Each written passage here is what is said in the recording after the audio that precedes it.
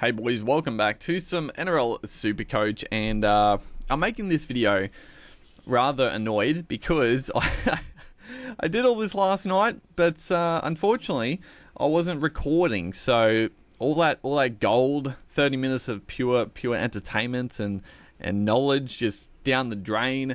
I ranted about the weird Penrith Panthers fans on Twitter. It was a good time, but I digress. We'll get back into.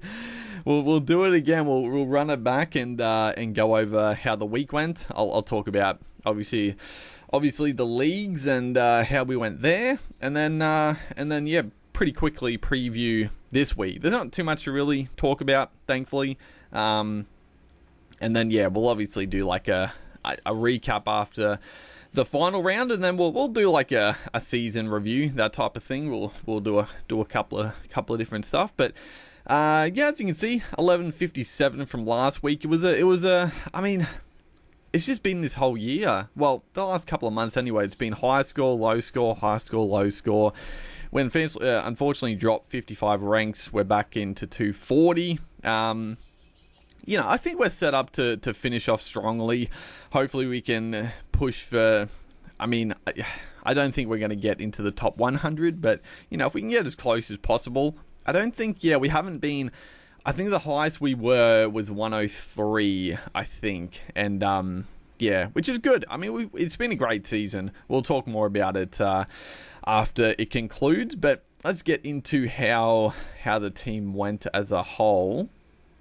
And yeah, there was some big scores, some very mediocre scores, and yeah, just, you know, it's sort of been that way where everybody fires or a lot of them just misfires. So starting at Harry Grant, 54, McInnes, who we didn't play. I'm going to quickly, I looked at this last night too. McInnes, he's fucking pissing me off. Look at this shit. 70, 55, 79, 50, 85, 53, 54, 72. I don't think we have played McInnes once when he's gone actually big. Every time we played him, he's got his fucking 50. So, I don't know. We probably will play him this week because, you know, there's a couple of players rested. It doesn't seem too bad, but one actually I didn't know last night. We'll go into it now, actually. Suoli'i, I just saw on Twitter recently that he was rested. So, thankfully, we do have Isaiah Tass, which I wasn't that confident to play Tass this week, but, you know, Taylor May's out, Suoli'i's out, so at the moment we still have a full squad. Hopefully no other centre wings get rested, otherwise we're in a bit of strife. Because we do have cover elsewhere, but not in the centre wing now, so, yeah, it is what it is. A front rower, Papali'i, killed it. Tarpany, only the 51. It is what it is. The back row was disgusting. Crichton, 43. Fafita was on track to get 100 plus, but fucking dislocated finger in the first half and then didn't. I think he came back for like a couple of minutes in the second half. How many minutes did he play? He must have played like 40. It was weird. He played 48 minutes. I didn't expect him to play the second half the way he was carrying on about it, but he came back and then they took him straight off, which was annoying. Tamalolo, only 48 points. Now, I talked about this last night. I cannot believe he only got 48 points. Now, I wasn't keeping up with like the scores and stuff, but from the eye test, he played bigger minutes. I think he played like 60 odd. And he was huge for the Cowboys last week. I just couldn't believe he only got 48 points.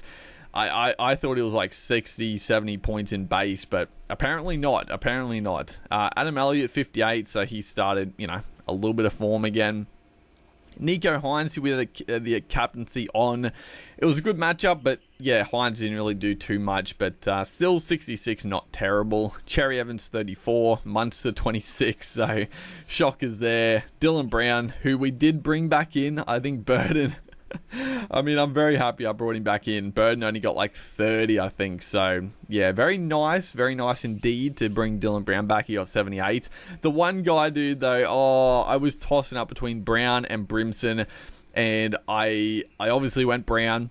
Brimson went out and got like 140 points, and he's got the Warriors this week. So, maybe I should have taken the ballsy play and gone with Brimson, but we played it safe. We brought Brown back, and I can be happy watching the Eels play now because I love my boy Brown, and he's just a monster. The centre wing was pretty solid. Manu, 85. Dewey, 99. So, I talked last week, I think that Dewey was one of our worst selections. But honestly, he's been okay. Like, he even in his terrible games, he's still got like 40-odd points. So, this big 100 score has sort of, made him a pretty good pickup a few weeks ago. And hopefully he can just finish on a big one, and it would be a really nice pod. Val Holmes only the 41. I'd expect him to bounce back. And then we played Taylor May, who got 113, and we didn't play Suwali'i last week. He only got the 54 with a try, so that was pretty nice. And then Tedesco and Mitchell, both solid scores. So yeah, overall, it's been okay. I pretty much have my full strength team now. I put the vice captain on Holmes and the captaincy just on safe Nico Hines. The only issue with Hines is that, you never know. If the Sharks come out and flog them in the first half, maybe Hines gets rested in the second half. But I don't know. I just, there's not really too many other players that I'm that confident in. I think Holmes is like the best vice captain, or maybe, Rabbit is taking on Roosters, Eels, Storm. I mean, Cherry Evans would be a decent vice captain against the Bulldogs, but then you couldn't captain Hines, so it's not the go for me. So I think that this is just the best case scenario. Dave Fafita honestly wouldn't be a bad vice captain either against the Warriors potentially.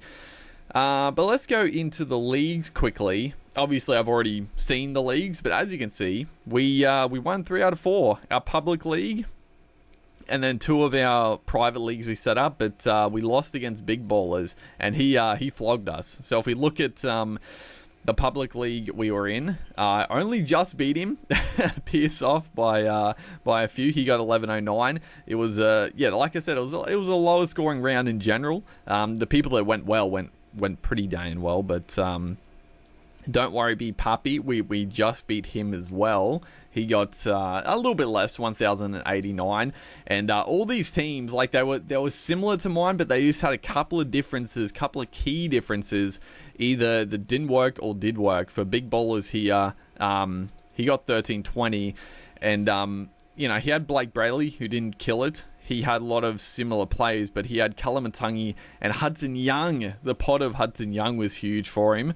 He also had Jerome Hughes, 100 point. I think Hughes is actually out this week, so that would be a bit of a shocker for him. Although they're taking on the Eels, so not a great matchup regardless. And then he had Mulatalo, who killed it. Zach Lomax, 91. So pretty similar teams, but he just a couple of those pods went big, and he got a nice 1,300 score. And then Simo, I think it was very close as well. Yeah, 1128. So I think the closest matchup there. So all around, pretty solid performances. We won 3 out of 4 leagues. Got to be happy with that. And congrats to everyone in the finals, and congrats to Big Ballers for the big win. Other than that, though, I did talk about potentially who could get rested. Obviously, the Roosters, Rabbits, Tedesco, Mitchell, I think they're probably the most likely to get rested depending on the Parramatta Storm game. But I don't know. I'd expect them to play. Just, it's the new stadium, the fierce rivalry. I mean, obviously, there's a little bit of, potential fear of playing a Mitchell in this one if things go wrong. But hopefully he does play. And then anyone else, I wasn't too concerned. Like I said, Nico Hines, depending on, I guess, the Cowboys game, and also if they're flogging the Knights, maybe he gets a spell. The Cowboys, Holmes, I wouldn't expect Holmes to get rested, honestly. I mean, if you had Drinkwater, potentially I'd be a little concerned. Tamalolo, I don't know. I don't know what I'm going to do with Tamalolo, honestly. The reserves at the moment, Mitchell, Munster, Cherry Evans, and Tamalolo. I'm definitely going Cherry Evans.